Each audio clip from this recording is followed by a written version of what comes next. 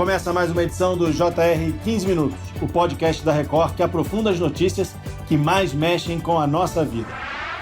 Há 4 anos, os primeiros sintomas começaram a chamar a atenção da mãe de Lucas. Ele sentia muita sede e conforme ele bebia água, era automático a vontade de ir ao banheiro. O garoto de 12 anos foi diagnosticado com diabetes tipo 1, que afeta principalmente crianças e adolescentes. O diabetes é uma das principais doenças crônicas do mundo e exige atenção especial não apenas dos pacientes, mas de toda a sociedade, especialmente em relação à prevenção, diagnóstico precoce e tratamento. Recentemente, celebramos a Semana de Combate ao Diabetes, um momento importante para conscientizar a população sobre essa condição que atinge cerca de 20 milhões de brasileiros, de acordo com dados da Federação Internacional de Diabetes. Quais são os principais fatores de risco para o desenvolvimento do diabetes? Existe algum grupo mais afetado? Quais são os maiores desafios enfrentados pelos pacientes com diabetes no país? Para falar sobre esse tema e esclarecer as dúvidas, o JR 15 Minutos de hoje conta com a presença de Renato Zilli, médico endocrinologista e membro da Sociedade Brasileira de Endocrinologia e Metabologia. Seja bem-vindo, doutor. Olá, Leandro. Olá, Romeu, que nos escuta. Quero agradecer também a presença do repórter do Jornal da Record, meu amigo Romeu Piccoli, que acompanha a gente nessa entrevista. Romeu, o Brasil ocupa o 6º lugar no mundo em incidências de diabetes, é isso?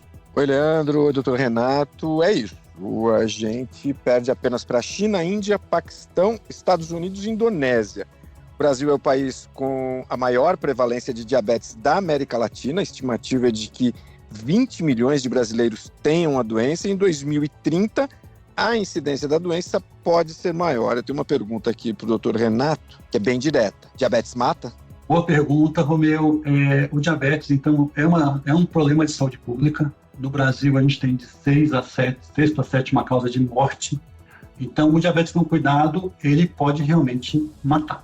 Doutor Renato, segundo a Federação Internacional de Diabetes, o número de casos de diabetes na América Latina pode aumentar em até 62% até 2045. 62% é muita coisa. O que explica esse crescimento tão significativo? As doenças crônicas não comunicáveis, elas vêm aumentando há décadas. Então, a gente tem o diabetes, a obesidade, a hipertensão. A principal causa de infarto é a causa de morte, a gente tem o infarto, depois vem o derrame, e o diabetes, como eu falei, entre 6º e 7º. Então, o estilo de vida moderno, o estilo de vida onde a gente tem a alimentação saudável, ela é pouco disponível, ela é cara, onde a pessoa prefere alimentos mais palatáveis, industrializados, o sedentarismo, o sono de baixa qualidade, o estresse do dia a dia, a baixa qualidade do sono, estão associados, além da contaminação que a gente tem, né, hoje em dia, né, a poluição, isso tudo está associado com o aumento de risco dessas doenças. E uma delas, muito importante, é o diabetes. Agora, doutor Renato, o diabetes é uma doença silenciosa que se desenvolve ao longo do tempo. A Sociedade Brasileira de Diabetes estima que mais de 50% da população brasileira não sabe que tem a doença. O senhor já falou aí os fatores de risco para desenvolver o diabetes. Agora eu queria saber o seguinte, tem tratamento? Como é que é feito esse tratamento? É muito importante esse tópico que você falou da sociedade brasileira. Então, a gente sabe que 50% das pessoas não têm o diagnóstico. Então, é uma questão de saúde pública. O diagnóstico de diabetes, né, vou tomar a liberdade de falar um pouquinho, a gente tem mais de 30 tipos. O mais importante é o tipo 2, né, que corresponde por mais de 90% dos casos. O que é diabetes? Assim, se eu tenho um parente de primeiro grau, eu tenho 30% de chance. Se eu tenho 2 parentes, 50%. Ele geralmente aparece depois dos 30 anos de idade. E ele inicia com medicação e pode evoluir para a insulina. Então, é importante entender assim, faça seu acompanhamento médico, né? Porque o diagnóstico de diabetes é feito por exames de sangue, né? Então, o principal diagnóstico que a gente tem é glicemia de jejum, açúcar em jejum, acima de 126. Doutor, a gente tem no mundo mais de 530 milhões de pessoas que convivem com essa doença. O senhor me falou que existem pelo menos 30 tipos. Quais são os tipos mais comuns e os sintomas são diferentes entre um tipo e outro? Então, a gente tem, depende do defeito, porque o diabetes ele envolve resistência à insulina, uma deficiência relativa, e também questões relacionadas ao pâncreas e ao fígado. Então, o diabetes ele vem de uma herança poligênica, na maioria das vezes, muitos genes envolvidos. Tem um gene único que causa o diabetes tipo 2, que é a condição mais comum. Então, a pessoa ela tem O fator familiar, né? Então eu tenho um parente com diabetes, eu tenho uma vida sedentária, eu acabo consumindo muito fast food acima do peso, e aí eu tenho um risco aumentado de diabetes. O que a gente vê ao longo das décadas é que esse diagnóstico ele tem sido mais precoce. E uma questão alarmante, né, é que o pré-diabetes, né, a gente fala que glicose acima de 100, metabolicamente é como se a pessoa já tivesse infartado. Então a gente já tem muitas pessoas aí com alteração metabólica, que a gente fala que é pré-diabetes, né, falando dos tipos de diabetes, que já como se tivesse infartado. Depois do diabetes tipo 2 e da questão do pré-diabetes, a gente tem o diabetes tipo 1, que ele geralmente acontece antes de 30 anos de idade, a pessoa ela não tem insulina e ela precisa de insulina para viver. Então, são aquelas pessoas que tomam insulina ou usam bomba de insulina. E o terceiro tipo mais comum é o diabetes que acontece na gestação, a partir da 20ª semana de gestação, que ele tem relação com o diabetes tipo 2. Então, a mulher ela não funciona bem o organismo, o metabolismo durante a gestação e acaba subindo o açúcar. Esses são os 3 principais tipos de diabetes. Quais são os sinais assim, que a pessoa precisa ficar atenta, mesmo que ela não tenha uma predisposição, não tenha um fator genético, mas se ela está com determinado sintoma, olha, fica atento, pode ser diabetes? Como no começo da doença os sintomas eles praticamente são inexistentes, mas a gente tem 3 sintomas clássicos, que a gente fala que é poliúria, polipsia e polifagia. O que é isso? Poliúria, a pessoa urina demais, urina frequente. Polipsia, a pessoa tem uma sede que não satisfaz. E polifagia, a pessoa come demais e não engorda. Mas os sintomas clássicos de diabetes também incluem, né? A pessoa ela tem dificuldade em cicatrização, ela tem turvação da visão, ela acaba tendo uma dificuldade de trabalhar mesmo, porque ela fica sempre cansada, indisposta. E aí, nesses casos, quando você tem todos os sintomas, você pode fazer uma ponta de dedo de açúcar, que a gente chama que é uma glicemia capilar. Se der acima de 200, então você tem uma glicose acima de 200, com sintomas eu também posso fazer o diagnóstico de diabetes. Agora, doutor, a pessoa pode nascer com diabetes? Isso é uma dúvida. Eu vi uma reportagem outro dia, um médico falando que se a criança faz muito xixi na cama, isso pode ser um sinal de diabetes. É real isso? Sim, existem condições mais raras que levam a diabetes. Então, alguns diabetes que são de herança genética, autossômica dominante, MOD, LADA, outros tipos. Então, já vi casos de bebês com diabetes. Não é comum, né? É importante lembrar que o diabetes mais comum é o tipo 2, é o que a gente vê todo dia, né? E dependendo da faixa etária da população acima de 60 anos, a gente tem mais de 20% da população com diabetes, ou seja, é muita gente. Agora, doutor, vou emendar 2 perguntas aqui para adiantar. Quais são os maiores desafios enfrentados pelos pacientes com diabetes no Brasil e por que essa doença atinge mais as mulheres do que os homens? Olha, o maior desafio é a educação, é a conscientização. Porque o diabetes descompensado ele pode reduzir a expectativa de vida em até 11 anos. Na verdade, o que a gente sabe, né, é que o diabetes ele tem relação com os hormônios. Por que do diabetes? Qual que é a ideia do diabetes? A insulina, ela abre a chave da célula para entrar o açúcar. Então, quando a pessoa tem diabetes, é como se ela tivesse muito açúcar, muita energia disponível no sangue que não entra na célula. Então, a célula está passando fome, ela não sabe que tem esse açúcar. Então, as mulheres, né, durante o seu ciclo menstrual, elas liberam uma quantidade maior de hormônio. Elas têm maior tendência à obesidade, elas têm a síndrome dos ovários policísticos, que pode também causar resistência à insulina, está associado com a insulina. Então, essa é a explicação por que as mulheres teriam um risco aumentado de diabetes.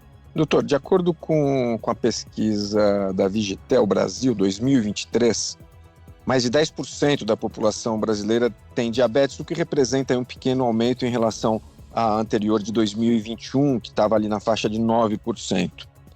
Agora, tem alguma faixa etária, um grupo populacional que é mais afetado? Com certeza, boa pergunta. Então, o diabetes é uma doença progressiva. Então, dependendo da faixa etária, quanto maior a faixa etária, como eu falei anteriormente, então, pessoas acima de 60 anos de idade, elas têm uma incidência de diabetes, uma prevalência de diabetes em torno de 20%. A gente sabe que nós latinos, o gene latino é um gene, são pessoas que geneticamente mais predispostas ao diabetes, comparado com comunidades de outras etnias. Então, nós temos uma genética que favorece o aparecimento de diabetes. Agora, doutor, é fácil conseguir esses medicamentos? Tem acessibilidade? Como é que está isso? O Ozempic a gente já tem no Brasil faz alguns anos. Esse ano a gente lançou o Wegovy, que é o nome comercial para perda de peso, então é a mesma medicação. Para diabetes, a gente tem ele a dose até de 1 miligrama por semana, e para perda de peso ele vai para 2,4. O preço é tabelado. É importante que você tenha acesso à medicação comprada na farmácia, que tenha havendo falsificações. Então, dependendo do tratamento, você pode chegar de 1.000 até 2.400 por mês. Esse é o preço que a gente tem aqui no Brasil do Ozempic e do Wegovy, que é mais uma medicação das mais altas. A tirzepatida, ela já foi aprovada pela Anvisa, só que ela não está disponível no Brasil ainda. Então, segundo a última informação que eu tive, ela não tem previsão para chegar no Brasil, mas acredito que até o final do ano que vem a gente tem essa medicação. Essa medicação, ela já temos pacientes usando. Realmente, ela revoluciona o tratamento tanto do diabetes quanto da obesidade. Quando a gente pensa em tratamento de diabetes e obesidade, é muito difícil as pessoas entenderem que a gente não está olhando só o açúcar. Porque o açúcar, na verdade, cronicamente ele vai inflamando os vasos. Então, essas medicações, elas vão diminuir o risco de infarto e derrame lá na frente, até 1/4. Então, na verdade, a gente está melhorando o metabolismo da pessoa, não só o açúcar, que é uma revolução no tratamento de diabetes. Agora, doutor, pegar o gancho aí, foge um pouco do tema, mas ainda é correlacionado, que o senhor citou o Ozempic, e hoje é uma moda, tem muita gente tomando o Ozempic sem ter indicação para diabetes. Essas pessoas estão correndo risco? Muito boa pergunta. Eu vejo muitas pessoas que começam a usar o Ozempic, compram na farmácia ou o Wegovy sem acompanhamento médico. O Brasil é um dos poucos países no mundo que você tem acesso a essas medicações sem receita médica. O problema que acontece é que a pessoa vê a dose maior de 2,4, vai lá e compra e passa muito mal. Os principais efeitos colaterais são náusea, vômito e constipação ou diarreia. Então, não é incomum eu ver alguém que comprou a medicação passando mal, não consegue nem ingerir água. Essas medicações são de uso progressivo e são indicadas para pessoas ou com diabetes ou perda de peso sob pelo médico. Então, é importante esse alerta, né? A gente sabe que essas medicações, daqui a pouco, o Ozempic, a patente deve estar para expirar, então a gente deve ter algumas outras opções com outros valores, assim esperamos. Mas, assim, é importante o acompanhamento médico, porque você mexe com os outros remédios, né? Na verdade, você pode ter várias alterações derivadas do uso da medicação de uso incorreto. Agora, doutor, qual é o papel da alimentação adequada e da prática de exercícios físicos para evitar o diabetes e para controlar, para quem já tem diabetes? Ótimo. Eu gosto de prevenção. O pré-diabetes é esse estado onde o açúcar está entre 100 e 125. A gente já sabe que tem uma alteração metabólica que alguns estudos consideram um aumento de mortalidade global e do risco de infarto. Quando a gente tem essa condição, a gente tem 3 metas. Perda de peso, uma perda de peso de 5 a 10% do peso corporal já é suficiente, não precisa muito. A pessoa tem que fazer uma alimentação saudável e atividade física. Agora a pergunta, qual é a melhor dieta? A melhor dieta é aquela que você consegue fazer.